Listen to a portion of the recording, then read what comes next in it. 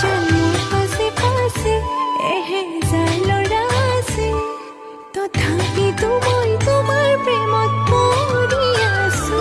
সৰু সৰু কথাতে তই কিয়নো লাগি আছ, তোক ভালে পাওঁ তই জানই, জানি বুজি লাগি আছ